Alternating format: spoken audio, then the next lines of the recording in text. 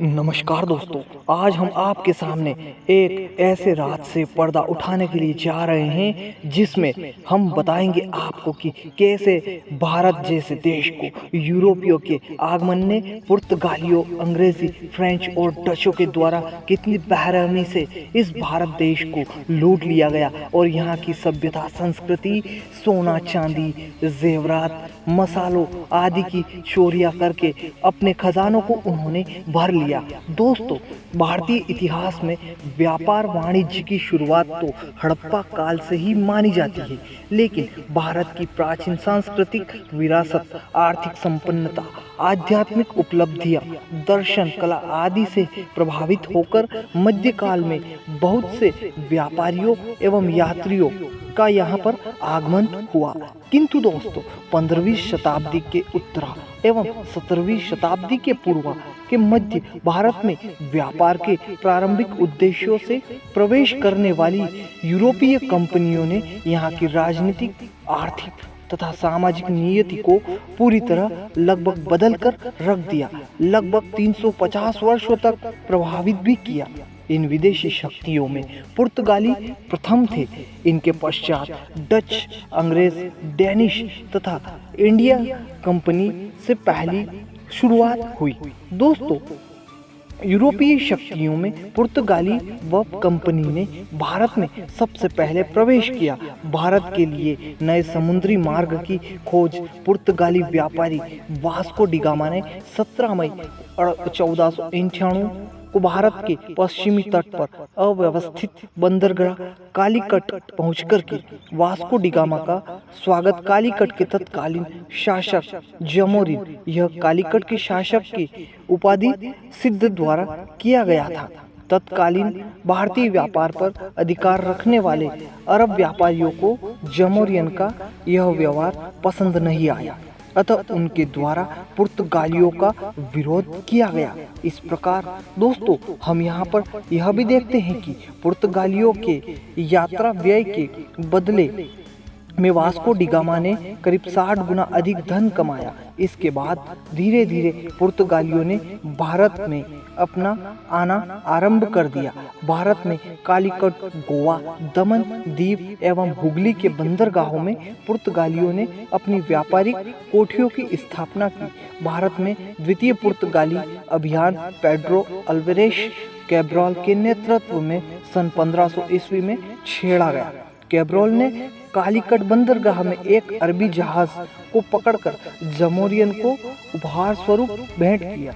1502 ईस्वी में Vasco D gamma का पुनः भारत में आगमन हुआ। भारत में प्रथम पुर्तगाली फैक्ट्री की स्थापना 1503 ईस्वी में कोच्चि में की गई, जो कि केरल के अंदर स्थित है, तथा द्वितीय फैक्ट्री की स्थापना 1505 ईस्वी में कुन्नूर में की गई।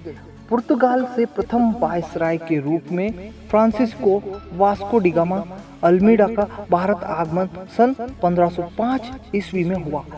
यह 1509 ईस्वी तक भारत में रहा। उसे पुर्तगाली सरकार की ओर से यह निर्देश दिया गया था कि वह भारत में ऐसे दुर्गों का निर्माण करे जिनका उद्देश्य सिर्फ सुरक्षा न होकर हिंद महासागर के व्यापार पर पुर्तगाली नियंत्रण स्थापित करना भी हो।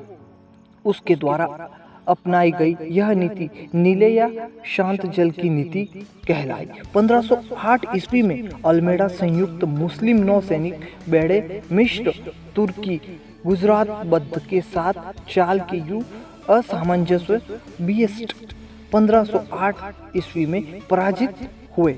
अगले वर्ष अर्थात 1509 ईस्वी में अल्मोड़ा ने इसी संयुक्त मुस्लिम बेड़े को पराजित कर दिया। इसने हिंद महासागर में पुर्तगालियों की स्थिति को मजबूत करने के लिए सामुद्रिक नीति को अधिक महत्व दिया। सन 1509 ईस्वी में भारत में अगले पुर्तगाली वायसराय के रूप में अल्फांसो द अल्बुकु का आगमन हुआ। इसे भारत में पुर्तगाली शक्ति का वास्तविक संस्थापक भी माना जाता है। इसने कोचीन को अपना मुख्यालय बनाया। अल्बुकु ने 1510 ईस्वी में गोवा को बिशासुर के शासक यूसुफई आदिल शाह से छीनकर अपने अधिकार क्षेत्र में कर लिया। इसने 1511 ईस्वी में दक्षिण पूर्व एशिया की महत्वपूर्ण मंडी मलक्का तथा 1515 ईस्वी में परफारस की खाड़ी में अवस्थित हारमुज पर अधिकार कर लिया।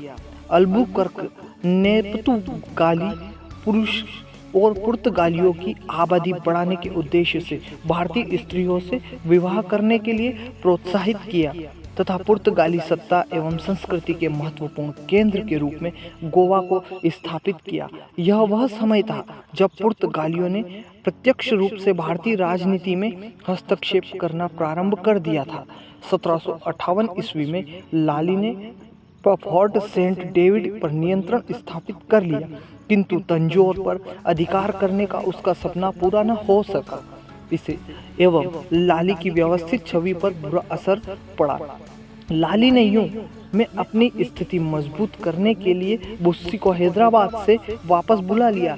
यह एक बहुत बड़ी भूल साबित भी हुई। 1760 ईस्वी में अंग्रेजों से सर आयकर कूट के नेतृत्व में वांडीवाश के यू फ्रांसिसियो को हरा दिया। अंग्रेजों से बुस्सी को कैद कर लिया तथा 1761 ईस्वी में पांडिचेरी पर अपना नियंत्रण स्थापित करने के बाद माही एवं जिंजी पर भी उन्होंने कब्जा कर लिया। तृतीय कर्नाटक युग का अंत सन 1763 ईस्वी में पेरिस की संधि से हुआ। इस संधि की शर्तों के अनुसार अंग्रेजों ने चंद्रनगर के अतिरिक्त अन्य सभी फ्रांसीसी प्रदेश जो उस समय उनसे नियंत्रण में थे, फ्रांस को वापस कर दिए। तो दोस्तों, आप सभी को कैसी लगी आज की यह जानकारी? अगर आप सभी को यह वीडियो पसंद आई हो तो इसे ज़्यादा से ज़्यादा शेयर करें, लाइक करें, कमेंट करें और हमारे चैनल को सब्सक्राइब करना न भूलें। धन्यवाद।